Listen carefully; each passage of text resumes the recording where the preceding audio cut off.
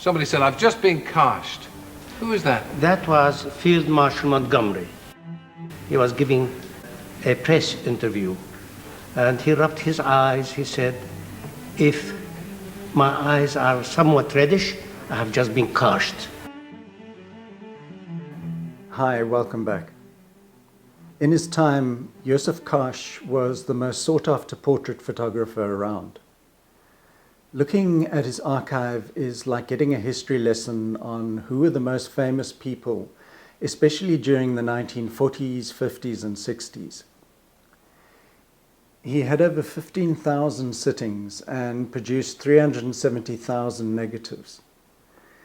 It's difficult to gain an understanding of Yousuf Karsh and his work without contextualizing it within the time period in which he was working.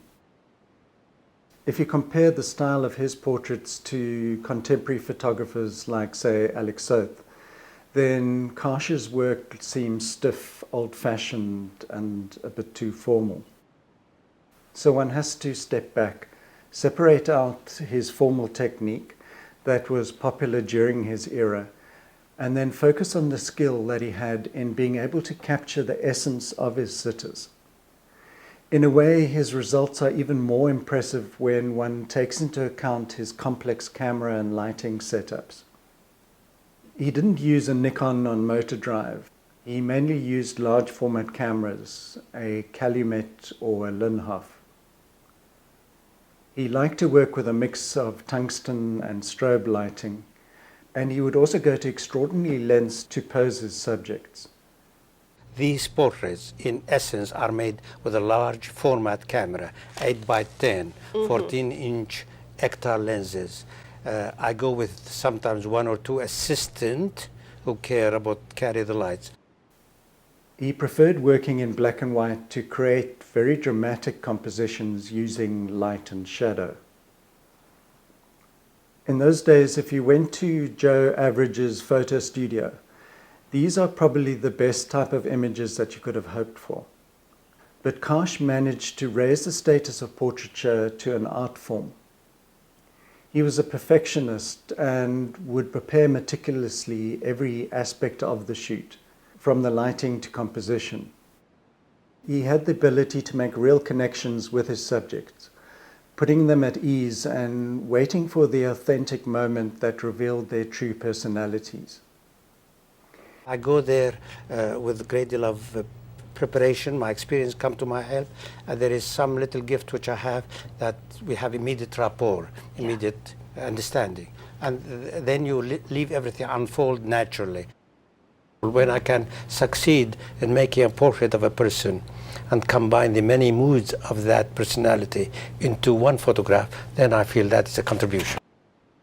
He said that within every man and woman, a secret is hidden, and as a photographer, it is my task to reveal it if I can. Karsh didn't have a comfortable suburban upbringing. He was born in 1908 to Armenian parents living in southeastern Turkey. He did not grow up in an apple pie, pure, beautiful American surroundings. He was a child of the Armenian massacres in the early 1900s. I do believe I came out very rich from that experience, although have a heavy price to pay. I lost 3 of my family uncles that were very gifted in the massacre between 1914 and 1918. The family fled the Armenian genocide, ending up in Syria. He said that he saw relatives massacred and witnessed his sister die of starvation as they were driven from village to village. When he was 16, his family had saved up enough money to send him to live with his uncle in Canada. His early exposure to life's harsh realities probably played a strong part in developing his capacity to see past the superficial personas of his famous subjects. You see, most Hollywood actresses have a preconceived idea as to what they would like to look like. Consequently, the photographer must try to make them forget their preconceived idea before he starts shooting. His uncle introduced him to photography and gave him an inexpensive camera, This was one of his early landscapes. He made a print for a friend who'd been kind to him. And without Karsh knowing, this friend entered the picture into a competition. It landed up winning the first prize, and he was awarded $50. That was quite a lot of money in those days.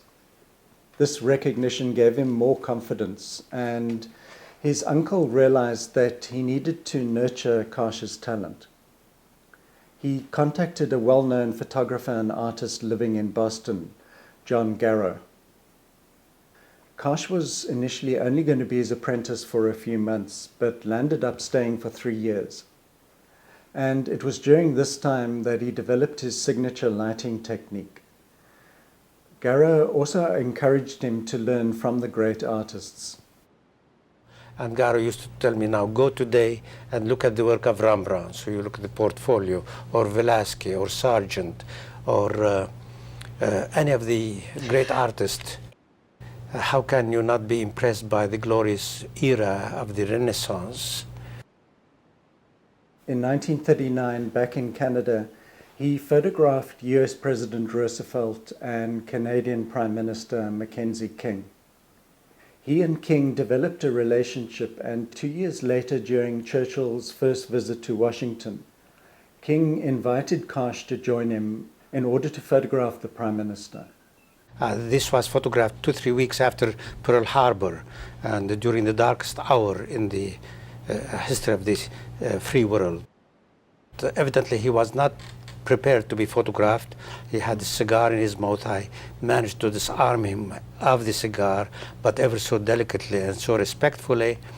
And after the defiant image he gave me, he straightened up. He said, "You can take another one."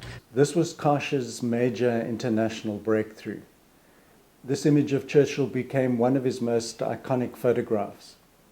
It was published on the cover of Life magazine in 1942, and it's thought to be the most reproduced photographic portrait in history.